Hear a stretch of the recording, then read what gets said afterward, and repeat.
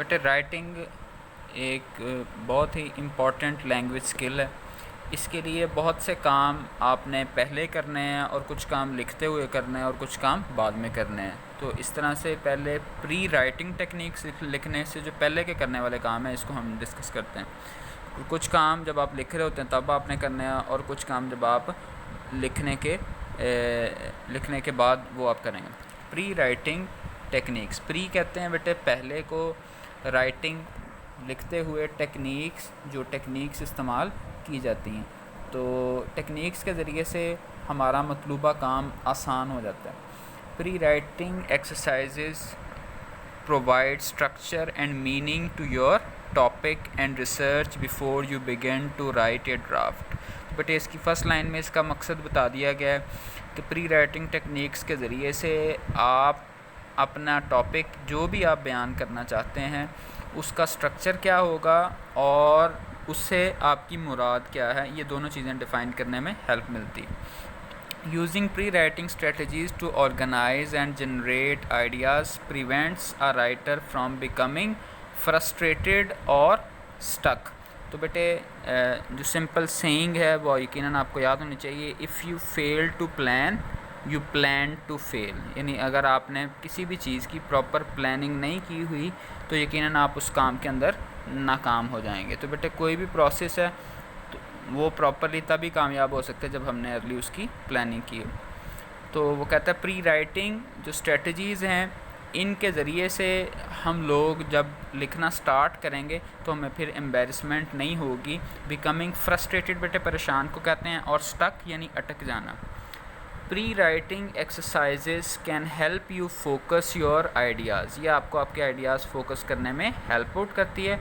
Determine a topic, फिर आप अपने मौजू के मुताबिक रहते हैं। And develop a logical structure for your paper, तो मंतकी एक जो उसकी साख्त है वो आपके सामने आती है। यानी आपका टॉपिक वो भी क्लियर होता है, आपका तरीक़ाकार भी क्लियर होता है और आप उसको लॉजिकल वे में एक तरतीब के साथ वो चलाते हैं। These are some of the pre writing techniques. तो बेटे जो कुछ टेक्निक्स हैं उसमें वो ये मौजूद हैं, जिनमें से एक one of the most important है वो क्या है, brain storming.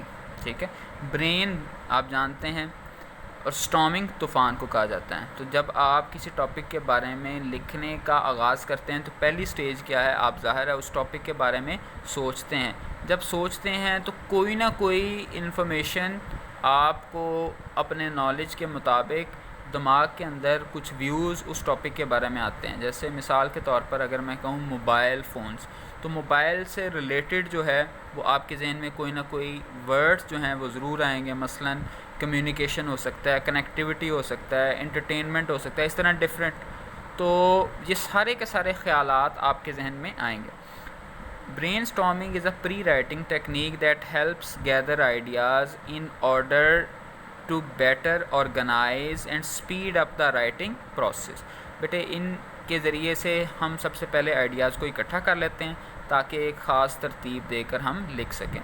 These are several methods that can help you, और ये बहुत सारे तरीक़ों के ज़रिए ब्रेन स्टॉर्मिंग की जा सकती है। वन ऑफ़ देम राइटिंग की जा सकती है। One of them is to brainstorm. उनमें से क्या है तरीक़ाकार, ब्रेन स्टॉर्म, यानी आप आराम से बैठ के पहले उस टॉपिक के बारे में सोचें। Think of this as a form in the brain, think of this as a storm in the brain. इसको आप समझें जैसे दिमाग में तूफ़ान है। Focus on your audience and purpose and list ideas as they come to mind. तो इसमें बेटा सबसे इंपॉर्टेंट चीज़ क्या है, ऑडियंस। अब आप जो लिख रहे हैं वो पढ़ना किसने है, यानी आप अगर एक बतौर टेस्ट एक एग्जामिनेशन लिख रहे हैं तो उसका स्टाइल कुछ और होगा, आप एप्लीकेशन लिख रहे हैं तो उसका स्टाइल कुछ और होगा। तो इसी तरह जिसको आप लिख रहे हैं उस हिसाब से स्टाइल डिफरेंट होता है। And list ideas as they come to mind whether general और स्पेसिफिक। ये इंतहाई इंपॉर्टेंट बेटे पॉइंट है कि जब आप ब्रेनस्टॉर्म कर रहे हों तो वेदर जनरल और स्पेसिफिक जिस मर्ज़ी किस्म का आइडिया वो आए वो आप क्या कर सकते हैं, सबसे पहले उसे आपने लिख लेना है। जैसे मैं बार बार मिसाल देता हूँ रोटी बनाने की, तो फ़र्स्ट ऑफ़ ऑल आप आटा लेकर आएँ और उसे गूंदना शुरू कर दें। तो जब हम मट्टी में से या बाल्टी में से आटा डालने की कोशिश करते हैं, बोरी में से आटा डालने की कोशिश करते हैं, तो उस वक्त हमारी सिलेक्शन नहीं होती, उस वक्त हम पूरे का पूरा आटा जो है वो उसमें डाल के उसे गूंदना शुरू कर देते हैं। फिर उसके मुताबिक हम जितनी रोटियां बनाना चाहते हैं हम फिर पेड़े करेंगे, लेकिन सबसे पहले आटा होना ज़रूरी। तो जब आप किसी चीज़ के बारे में बेटे लिखते हैं तो जो भी आइडियाज़ उस टॉपिक के बारे में हों, चाहे वो जनरल हैं, स्पेसिफिक हैं, ये बाद में देखी जाएगी, इनको हम तरतीब दे दें, वो आप लिख लें। Do not pay attention to the form your brainstorm takes, ये भी इंतहाई अहम चीज़ है, फॉर्म, शक्ल। आप जब किसी भी लिखे हुए ऐसे को, या जैसे ये आपके सामने ये डॉक्यूमेंट इस तरतीब के साथ टाइप्ड फॉर्म में मौजूद है, तो क्या ये पहली मरतबा ही राइटर के दिमाग में बिल्कुल इसी अंदाज में आया था? नहीं, इसे कई दफ़ा उसने लिखा होगा, फिर उसके बाद उसमें एडिटिंग होगी, फिर प्रिंटिंग, ये सारे के सारे फॉर्म। तो आपने भी परेशान नहीं होना जब आप किसी टॉपिक के बारे में लिखना चाह रहे हैं, तो सिंपल ईजी हो कि आप क्या करें, ब्रेनस्टॉर्म उसके बारे में सोचना शुरू करें। You might list words, phrases और सेंटेंसेस और अ कम्बिनेशन ऑफ दीज। तो आप कोई भी अल्फाज या अल्फाज का मजमूआ या कुछ जुमले वगैरह उसमें आते हैं, तो आप सारे के सारे उनकी लिस्ट बनाने की कोशिश करें। This is just a technique to help free up your mind as that ideas can flow easily. तो ताकि आइडियाज़ बेटे ईज़िली आ सकें, तो ये एक टेक्निक है, ये एक्सरसाइज है। Try brainstorming for yourself, you can see any topic of your liking और one of the topics below. तो इनमें से बेटे जैसे state of the environment, environment की क्या, तो एनवायरनमेंट आते ही आपके जहन में जो डिफरेंट कॉन्सेप्ट्स आते हैं, आप उस लिहाज से इस टॉपिक के बारे में सोचना शुरू कर देंगे। तो बेटे ये आपकी होम असाइनमेंट, आपने इसको अपनी पसंद के एक टॉपिक के ऊपर कुछ लिखना है। Next note, this is a very personal exercise, ये एक इंतहाई आपकी अपनी ज़ाती मशक है। मसलन एक ही टॉपिक के बारे में अगर आप 30 लोग हैं, अगर आप बेटे ज़ुबानी लिख रहे हैं, कहीं से देख के नहीं लिख रहे, ख़ुद लिख रहे हैं, तो यकीनन आपके ख़यालात भी डिफरेंट होंगे और आपका अंदाज़ भी यूनिक होगा। The idea is for you to try the technique for yourself, the sample answers are just for the third topic. तो बेटे इसमें कोई इसका मैथमेटिकल क्लियर कट आंसर नहीं होता, लेकिन आप सिर्फ ग्रामर का ख्याल रखें, आपके आइडियाज़ के अंदर लॉजिकल सीक्वेंस होना चाहिए, आप उसके पर्पस का ख्याल रखें, थीम का ख्याल रखें। तो पहला टॉपिक जब आप लिख रहे हैं तो ईजी हो के उसके बारे में ब्रेनस्टॉर्मिंग आपको करनी चाहिए। तो ये एक टॉपिक है, उसकी नीचे डिटेल दी गई। अब बेटे हम डिस्कस करेंगे नेक्स्ट माइंड मैपिंग, दूसरा स्टेप, जो एक प्री राइटिंग की एक टेक्निक एक और इस्तेमाल की जाती है, वो क्या है, माइंड मैपिंग। तो अल्फाज से बेटे ज़ाहिर है दिमाग के अंदर नक्शा बना लेना और क्लस्टरिंग यानी इकट्ठा कर लेना आइडियाज़ को, उसका झुरमट बना लेना। Mind mapping helps you generate ideas and creating links between them. बेटे इनके ज़रिए से आपके दिमाग में किसी भी एक टॉपिक के बारे में डिफरेंट ख्यालात आते हैं और फिर आप उनका आपस में रबत कायम कर सकते हैं। Once you have completed a brainstorm, जब आप बेटे ब्रेनस्टॉर्म कर चुके हैं, you may want to form those ideas into a mind map. तो फिर पहले आपने आज़ाद होकर सोचना है, जनरल स्पेसिफिक जो भी है, फिर उसके बाद जो आपने लिखा हुआ है उसे एक मैप देने की कोशिश करें। ठीक है, मसलन मोबाइल है तो कुछ चीज़ें इसके यूज़ के बारे में हो सकती हैं, कुछ चीज़ें इसके मिसयूज़ के बारे में हो सकती हैं, कुछ चीज़ें इसकी डिस्क्रिप्शन के बारे में हो सकती हैं, क्या किन किन चीज़ों का ये बना है। तो ये डिफरेंट आपके डब्बे बन सकते हैं, डिफरेंट खाने बन सकते हैं, जिनके ज़रिए से आप बाद में इन आइडियाज़ को जोड़कर इसके बारे में लिख सकते हैं। ठीक है, और इसमें सबसे अच्छी बात क्या होगी, this is the visual representation of your ideas. तो माइंड मैपिंग क्या है, एक सिर्फ दिमाग में ख्याल था लेकिन आपने उसे पेपर पे तहरीर कर लिया। Look at your brainstorm and decide if you can group some of the ideas into several major categories and subcategories. तो बेटे आपने फिर इसको मेजर कैटेगरीज़ के अंदर डिवाइड करने की कोशिश करनी है। जैसे मिसाल के तौर पर मैं और आप, हम इस टाइम जो डिस्कशन कर रहे हैं वो किसके बारे में है, वो है राइटिंग के बारे में। राइटिंग बेसिकली क्या है, ये लैंग्वेज की एक स्किल है। कौन सी लैंग्वेज की के हवाले से हम बात कर रहे हैं, हम इंग्लिश के हवाले से बात कर रहे हैं। तो देखिए हमारी सबसे बड़ी कैटेगरी थी वो लैंग्वेज, फिर लैंग्वेज आई इंग्लिश लैंग्वेज, फिर उसके बाद उसकी स्किल आई राइटिंग। फिर राइटिंग की भी आगे डिफरेंट स्टेजेस हैं कि ये राइटिंग से पहले की है, राइटिंग के दौरान की है। तो अब हम डिस्कस कर रहे हैं प्री राइटिंग। तो ऐसे ये इन डिटेल आपको किसी भी टॉपिक के बारे में बताना चाहिए। A mind map can help you see your major categories and subdivisions. Before you make decisions about how to organise the paper. तो इसके ज़रिए से आप जो भी लिखना चाह रहे हैं आपको ये हेल्प आउट करेगा इसको तरतीब देने में। It is also useful way for you to look at your ideas and decide again which ones are not vital to the report.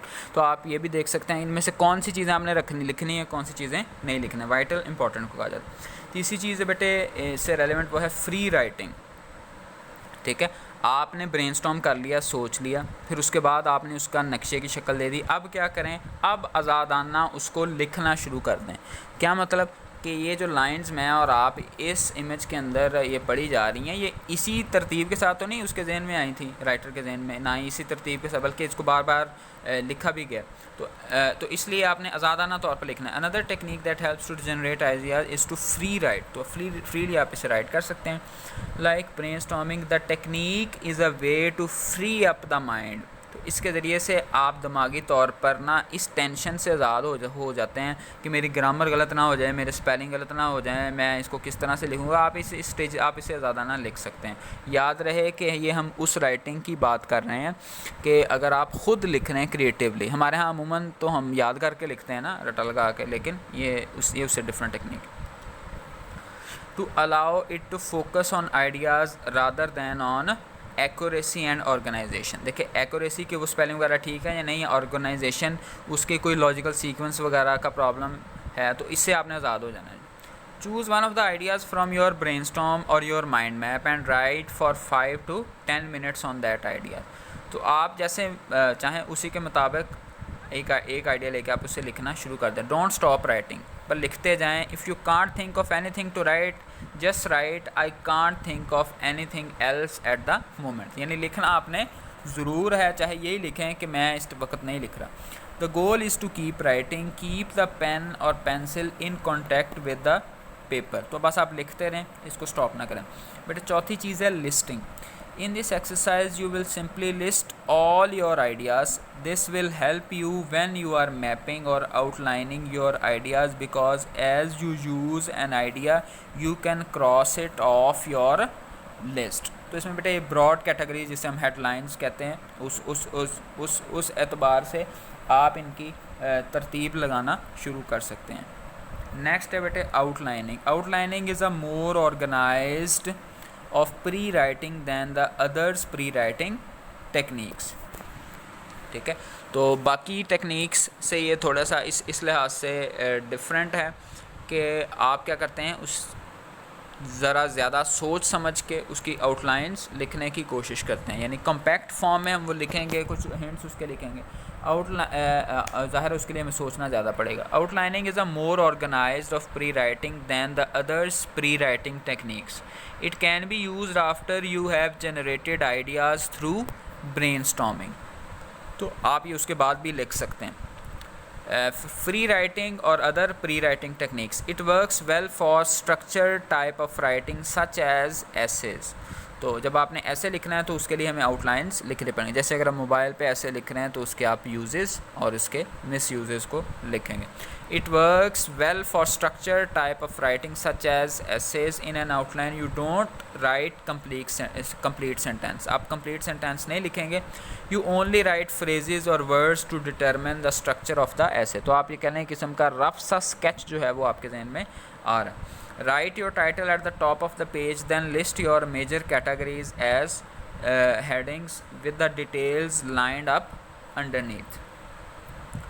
You can use words, phrases and whole sentences as your major headings. तो बेटे ये example है, इसको आपने देखने की कोशिश करनी।